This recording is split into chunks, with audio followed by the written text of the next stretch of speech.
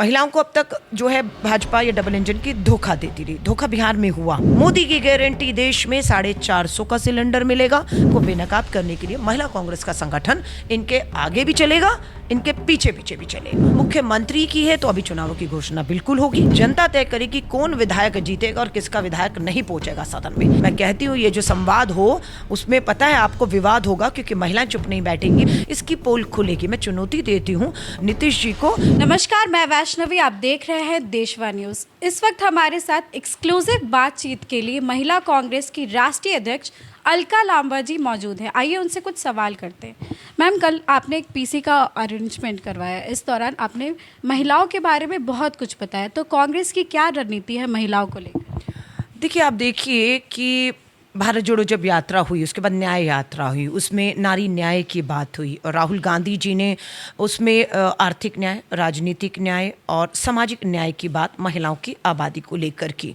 तब से आप देख रहे हैं कि पूरी जो है सरकारें हैं, महिलाओं को अब तक जो है भाजपा या डबल इंजन की धोखा देती रही। धोखा बिहार में हुआ, धोखा राजस्थान में हुआ। क्या धोखा हुआ अब आप पूछेंगी, तो धोखा ये हुआ कि प्रधानमंत्री नरेंद्र मोदी जी ने कहा मोदी की गारंटी देश में 450 का सिलेंडर मिलेगा। अभी 50 रुपये एलपीजी घरेलू सिलेंडर के दाम बढ़ा दिए और देश में 1100 रुपये से ऊपर हो चुका है। वहीं कांग्रेस की तेलंगाना सरकार 500 रुपये में सिलेंडर दे रही है। ठीक है, तो यही खेल यहाँ चल रहा है। बिहार की महिलाओं को कितने का घरेलू सिलेंडर भाजपा की डबल इंजन की सरकार दे रही है।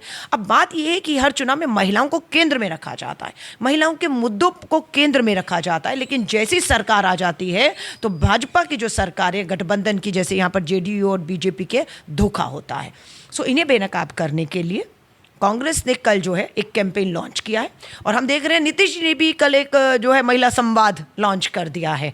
10 साल से आपकी सरकार है, आप संवाद करेंगे? नीतीश जी चुनौती दे रहे हैं इस बात पे कि घरेलू सिलेंडर तेलंगाना में 500 का कांग्रेस की सरकार दे रही है, आप क्यों नहीं दे पा रहे? होगा इस पे संवाद इस पे होगा कि हमारी आजीविका दीदियां जो हैं उनकी संख्या 1,40,00,000 है बिहार में। उनका मानदेय जो हमारी सरकार कांग्रेस दे रही है वो मानदेय उनको मिल रहा है, वो मान सम्मान मिल रहा है, वो पहचान पत्र, यूनिफॉर्म, और अगर वो रिटायर हो जाती हैं या किसी हादसे का शिकार होती हैं तो क्या उनके लिए कोई उचित मुआवजे का प्रावधान है, हाँ या नहीं?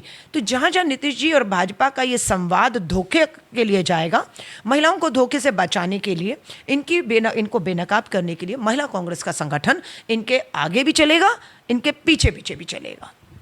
मैम, महागठबंधन की बैठक हुई, इस बैठक में तेजस्वी यादव को कोऑर्डिनेट कमेटी का चेयरपर्सन बनाया गया, तो आपको क्या लगता है कि तेजस्वी ही सीएम फेस होंगे या फिर कोई और भी हो सकता है? देखिए, हमें बैठकर तय करना था कि इस पूरे गठबंधन का नेतृत्व कौन करे।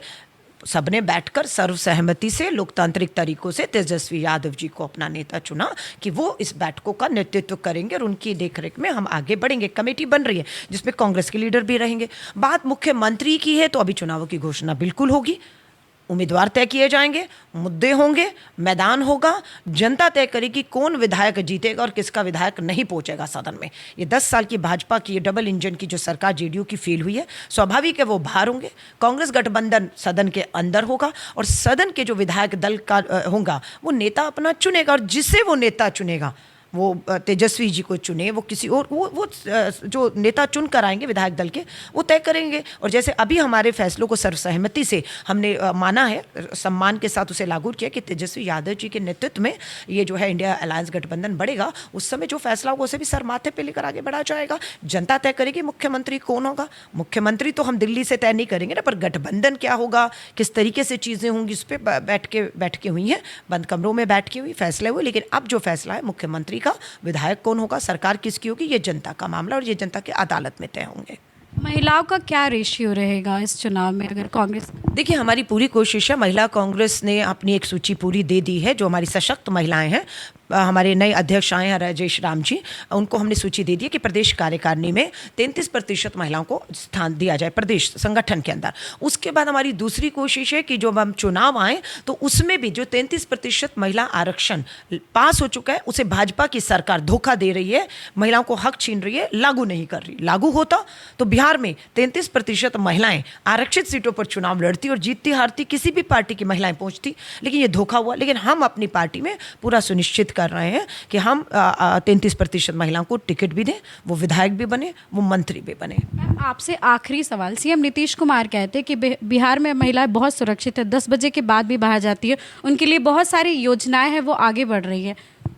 ये जब संवाद करेंगे ना, तो ये संवाद पूरा विवाद में, जब नीतीश जी अभी तो मीडिया को शामिल ही नहीं कर रहे हैं, मैं कहती हूँ ये जो संवाद हो उसमें पता है आपको विवाद होगा, क्योंकि महिलाएं चुप नहीं बैठेंगी। महिलाएं आपको बेनकाब करके पोल खोलेंगी कि ना महिलाएं महंगाई से राहत मिली, ना महिलाओं को रोजगार है, ना सुरक्षा है, इसकी पोल खुलेगी। मैं चुनौती देती हूँ नीतीश जी को कि ये मंचों को सार्वजनिक करिए, मीडिया को बुलाइए, और हम भी जो संवाद करेंगे उसमें हम भी मीडिया को बुलाएंगे, ताकि जो महिला आदि आबादी है उसे डराया धमकाया ना जाए, उसे खामोश ना किया जाए, उससे धोखा ना हो, वो भी बात को रखेंगी। तो हम बिल्कुल चुनौती देंगे। मैदान में उतर गई हैं हमारी 2 दिन का प्रशिक्षण शिविर, आप देख रही हैं सदाकत आश्रम में लगातार दिन रात चल रहा है, और यहाँ से जो महिलाएं हैं वो सशक्त होकर आज शाम को अपने अपने मंडल, अपने अपने ब्लॉक, अपनी विधानसभाओं में अगले 10 दिन तक डेरा डालेंगी, और वहां पर हमारे कैंप होने वाले हैं। धन्यवाद मैम।